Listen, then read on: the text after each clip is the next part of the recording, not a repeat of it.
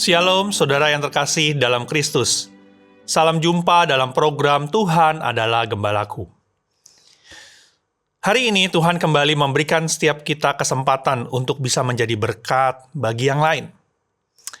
Dan salah satu caranya yang paling sederhana, yang seringkali dibicarakan dalam kitab Amsal, walaupun sederhana tetapi yang paling kuat, yaitu lewat perkataan kita. Ya, kata-kata yang kecil yang keluar dari mulut kita itu bisa memberikan dampak yang besar. Bisa memberikan kekuatan, bisa mengangkat, tetapi juga bisa menjatuhkan. Mari kita bersama-sama membaca dari Amsal 16 ayat 24 sampai 25. Perkataan yang menyenangkan adalah seperti sarang madu, manis bagi hati dan obat bagi tulang-tulang. Ada jalan yang disangka lurus, tetapi ujungnya menuju maut. Saudara-saudara, di dalam ayat yang ke-24 di sini menyamakan perkataan yang menyenangkan itu dengan sarang madu. Saudara pernah makan madu, minum madu, rasanya manis, bisa memberikan energi, bahkan madu itu bisa memberikan kesembuhan, kesehatan. Perkataan seperti ini tidak berarti perkataan yang basa-basi, perkataan yang pura-pura, yang hanya sekedar formalitas. Tetapi kata-kata yang jujur, yang lembut, penuh kasih, dan penghiburan. Kata-kata yang seperti ini bisa menjadi obat, yang memberikan kekuatan, menguatkan hati yang terluka, memberikan pengharapan bagi jiwa yang mungkin sedang lelah, dan membawa damai di tengah-tengah hubungan yang renggang. Tetapi kalau kita tidak memperhatikan kata-kata kita, maka kata-kata itu bisa bukan menjadi obat, tetapi menjadi racun dan menjatuhkan. Saudara, ada seorang ibu yang mempunyai seorang anak wanita. Anaknya masih kecil, kelas TK. Anak ini suka menari balet. Satu hari, anaknya mendapat kepercayaan untuk bisa menari balet di sebuah pentas. Lalu, anak ini memakai baju baletnya. Dia menari dan ibunya menyaksikan anaknya menari. Semua orang memberikan tepuk tangan, semua orang mengatakan bagus, semua orang memberikan selamat kepada anak perempuan ini. Tetapi bagaimana dengan ibunya? Ibunya tidak memberikan selamat, ibunya tidak mengatakan sesuatu yang bagus, yang baik, tapi ibunya hanya mengatakan satu kalimat ini. Kamu terlihat gendut dengan baju itu. Hanya kalimat itu. Tapi kalimat yang pendek dan sederhana ini ternyata membekas kepada anak perempuannya. Apa yang terjadi? Anak perempuan itu yang suka dengan balet, punya cita-cita menjadi penari balet.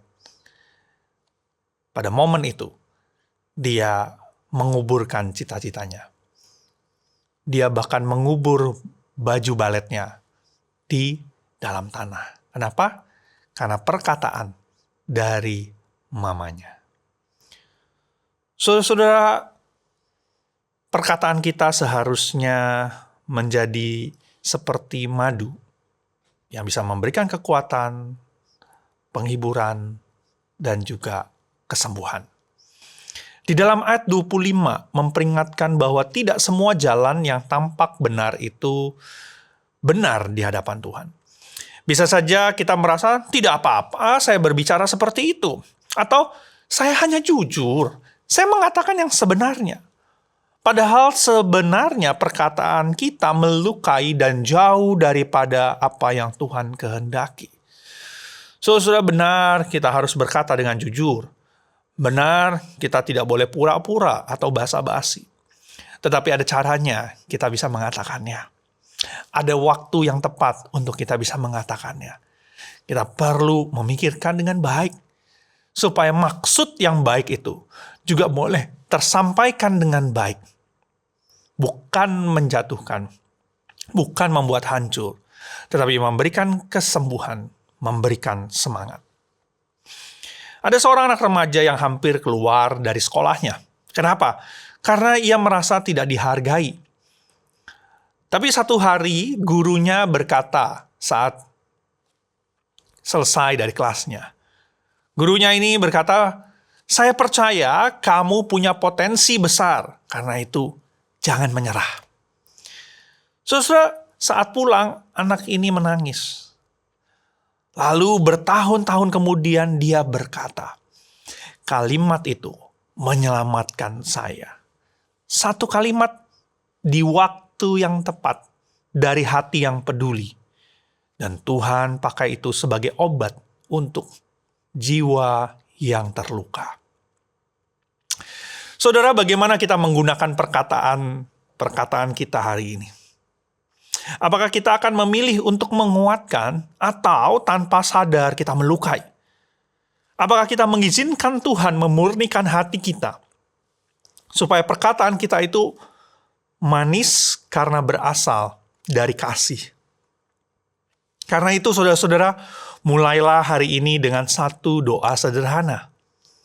Tuhan, sucikan hatiku, supaya perkataanku membawa penghiburan dan pengharapan. Hari ini pilihlah untuk berkata yang manis. Bukan karena ingin dipuji, bukan karena ingin terlihat baik. Tetapi karena ada orang di sekitar kita yang sedang membutuhkan obat lewat kata-kata kita. Jadilah suara yang menyembuhkan, bukan suara yang melukai. Kiranya Tuhan memberkati setiap kata yang keluar dari mulut kita hari ini. Mari kita bersatu dalam doa. Ya Bapa Tuhan, tolonglah setiap kami, supaya kami boleh memperkatakan perkataan-perkataan yang membangun, menguatkan, menyembuhkan. Bukan hanya kata-kata yang keluar dari mulut kami, tetapi juga kata-kata yang kami ketik dengan jari kami.